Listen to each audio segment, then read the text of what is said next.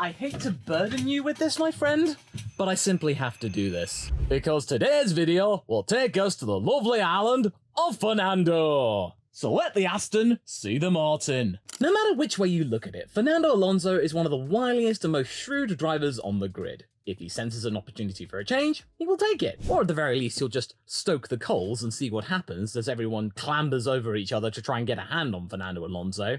He's a little bit of a scamp like that. Cast your mind back to the talk after the shocker announcement of Lewis Hamilton signing for Ferrari for 2025. Fernando was right there putting himself in the mix, saying that he was aware of my situation, which is very unique, knowing that he is very much a commodity, and wherever he does go, it's going to cause a huge shift because he is a multiple world champion. As is Max, as is Lewis, as much in fact as when Sebastian Vettel announced his 2022 retirement. That was a big deal in of itself. A legend of the sport leaving the sport itself. Who was going to replace him? Nobody knew for a short while.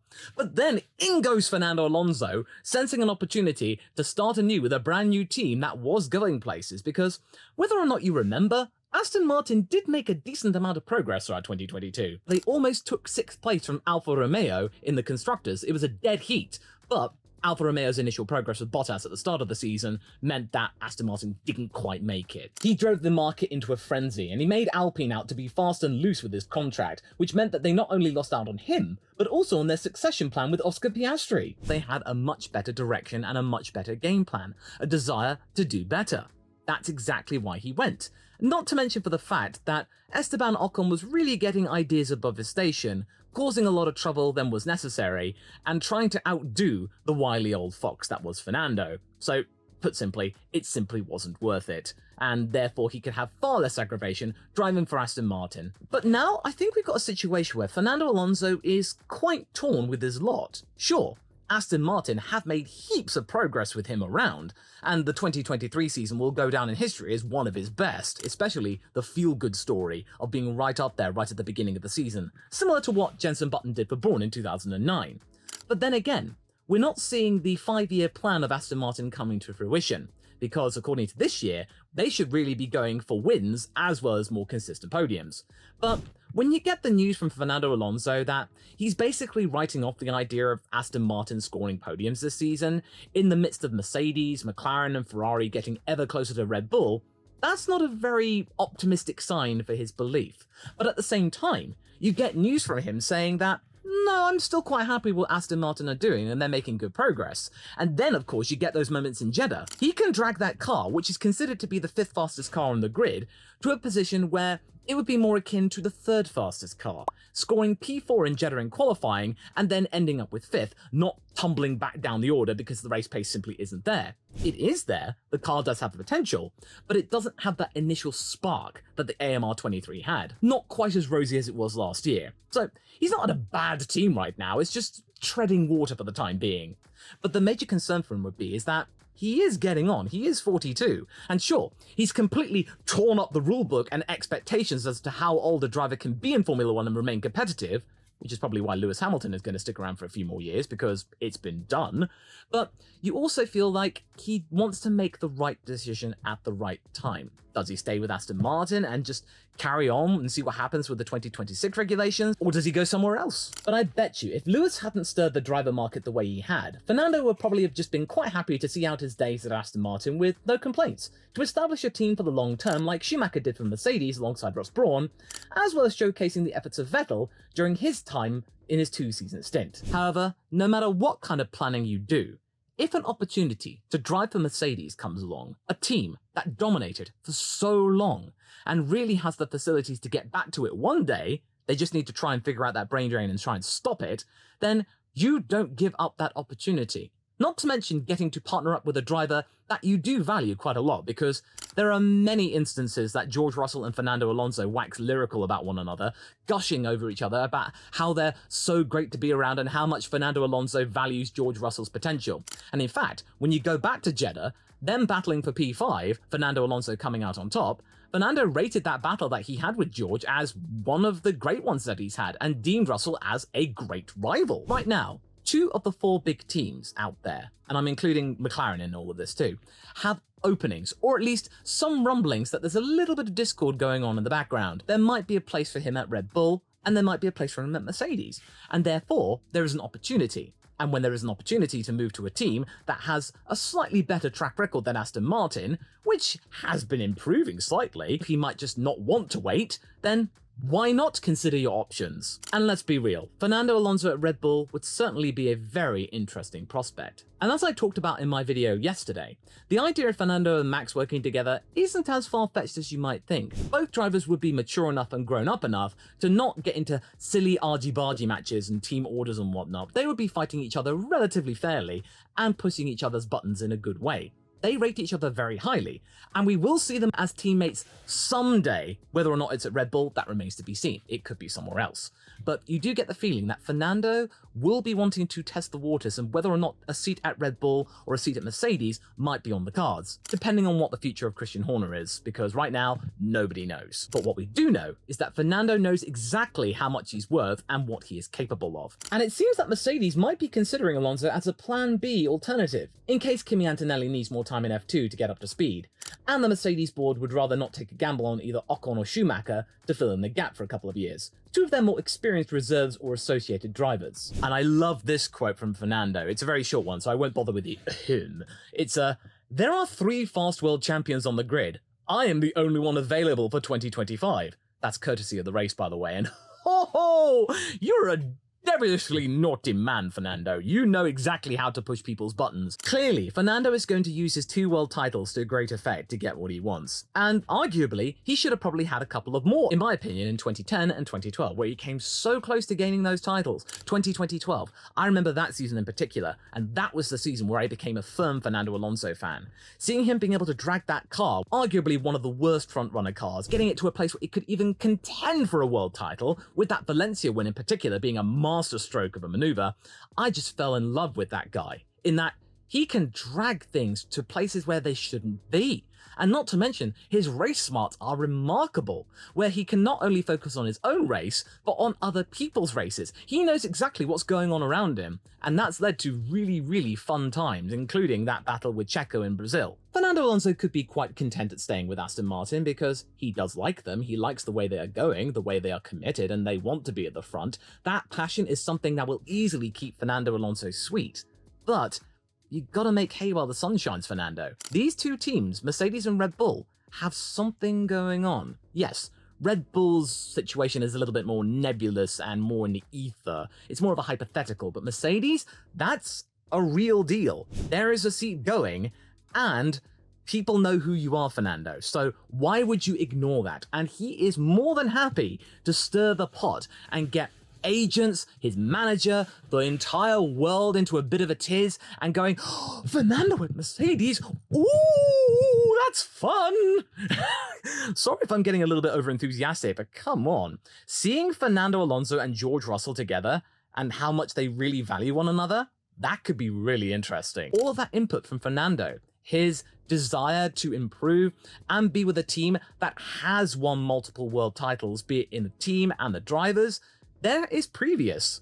Yes, of course, McLaren had previous as well, and look how that turned out, but Mercedes aren't going from one big gamble to another, with the Honda situation. There is a constant going on here, and Mercedes want to improve. That desire to want to improve and value his skill, that will not go unnoticed from Fernando, that's for sure. So why do I think Fernando's words are either leading to a brand new team for him or him leaving Formula One for good? Well, after only 2 races, he has already made it clear that Aston Martin aren't going to be reproducing the 2023 season anytime soon. There are no more podiums on the cards for the time being because, simply put, right now, they are competing against Mercedes and McLaren, and those 2 teams at the moment are the 3rd and 4th fastest teams, respectively. Right now, it's going to be a Red Bull and Ferrari lockout of the podium, at least until McLaren kick on and get their upgrade path in motion. Mercedes might kick on as well, getting to know the W15, a brand new concept, and maybe the AMR24 might get a handle on it as well, because once they changed tack last year and figured out their upgrade path wasn't going as expected, they reset around Qatar,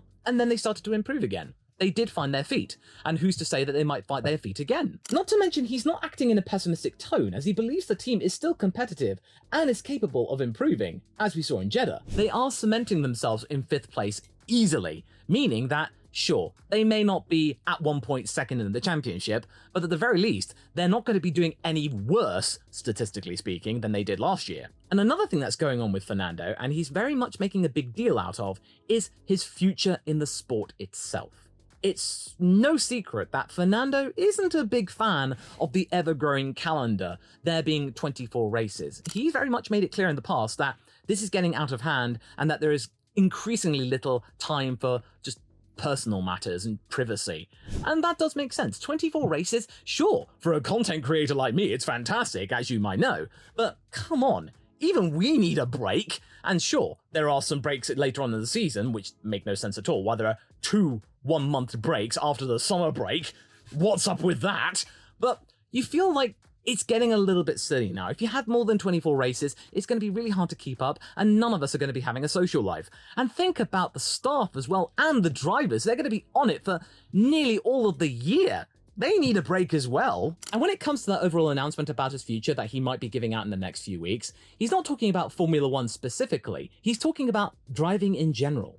He says, simply put, that he is a lover of driving, no matter what the category is. And as we've seen in World Endurance and in Desert Rallying, he is a dab hand at those, so wherever he turns his hand in terms of racing, he is pretty potent. And with Aston Martin not exactly setting the world alight and the other teams making rapid progress in this area of regulations, there is no guarantee that Aston could be the ones to kick on and continue their solid progress in 2021. Especially if 2 of the major teams have a slot available. Alpine to Aston Martin, that was an opportunistic move. And by vocalizing his hesitation about continuing Formula One and proclaiming that his announcement will be coming soon, he is setting the stage for himself, his manager, the teams, and the sport in general. The world is watching closely with what he does. Granted, the impact of Fernando Alonso retiring a second time might not be quite as impactful as it was in 2018, but then again it might, because 2018 to now, there is a huge influx of fans, especially from America, with the Drive to Survive craze going on.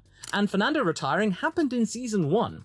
If this happened again, with many more eyes on the sport, and people recognizing Alonso's talents, this could make an impact in terms of the wider world, not just the sport specifically. And I don't think that this would be for good, because Fernando will just keep on driving, just in a different sport. We could easily see a Fernando Alonso in his 60s emulating the likes of Carlos Sainz Sr. and continuing to win major titles and showing that age is specifically not a problem for him. It all depends on whether or not he can find the sport that is right for his fitness, his enthusiasm, as well as his time, because he will just like to have a bit of a break. And World Endurance and Rallying, they do have plenty of breaks, as well as a lot of action. He's basically sending out a calling card to all the teams out there saying, hey, I'm not necessarily tied down to Aston Martin, so if you've got a car and a campaign that I like, talk to me, okay? And even Mike Crack is aware of the reputation that Alonso has, and that he is not being as overly aggressive in trying to keep Fernando Alonso. Sure, he has made it very clear that Aston Martin would like to keep Fernando Alonso on for the foreseeable future.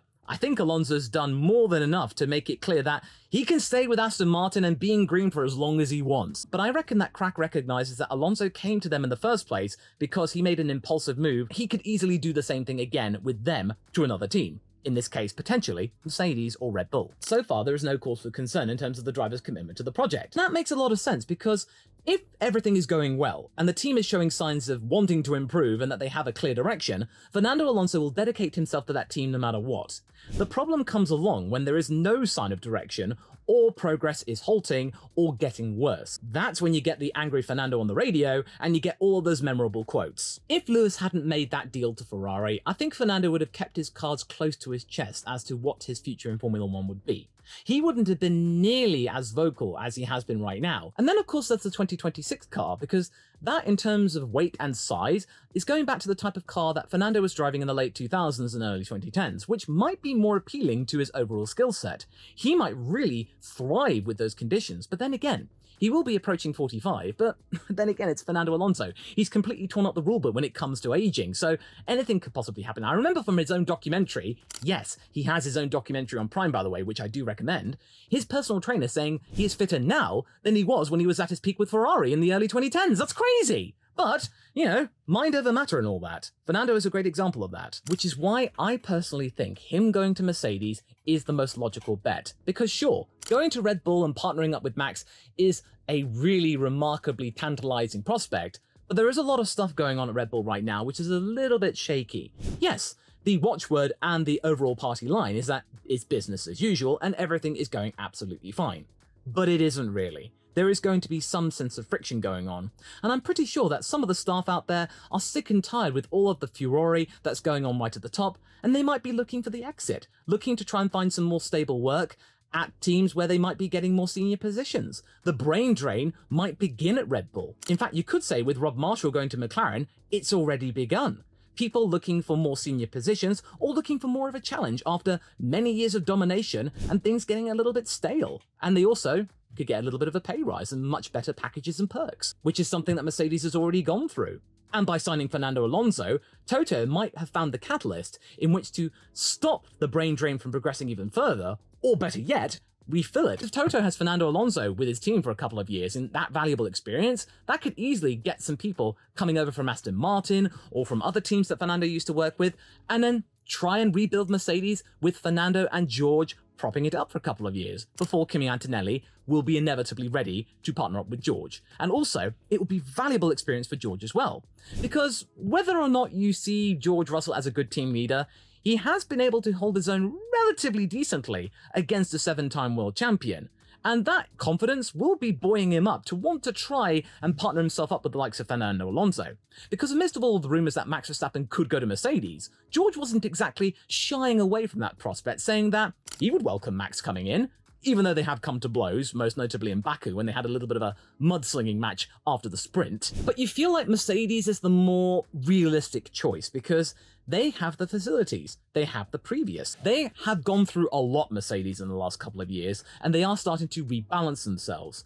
And that is exactly what Aston Martin were doing when Fernando Alonso came on board. They were figuring themselves out, and Fernando Alonso was the person to help steady the ship and send them off in the right direction, which is what we saw in 2023. Getting to see Fernando Alonso help steady the ship alongside George, those two valuing each other and not coming to blows or there not being any friction. I think Fernando is too old for any of that, and he knows his place. He'll want to have a chance for some wins and being in contention for a world title, sure.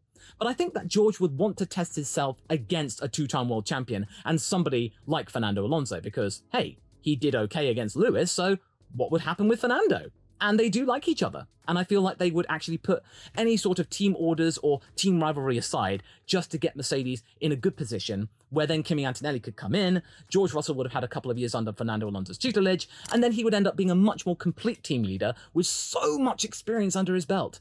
I think George Russell in a couple of years' time with Fernando's guidance could be a force to be reckoned with. So yes, Fernando Alonso right now, he's being a tricky little scamp, isn't he? Fernando Alonso at Mercedes, now that I think about it and what he's been up to, I'm okay with it. Initially, I was really hesitant, thinking that, I wouldn't want him to be valued as a stopgap driver in the wake of Antonelli coming in. But right now, Antonelli isn't exactly setting the world alight in F2 just yet. He could kick on later on once he gets used to the car.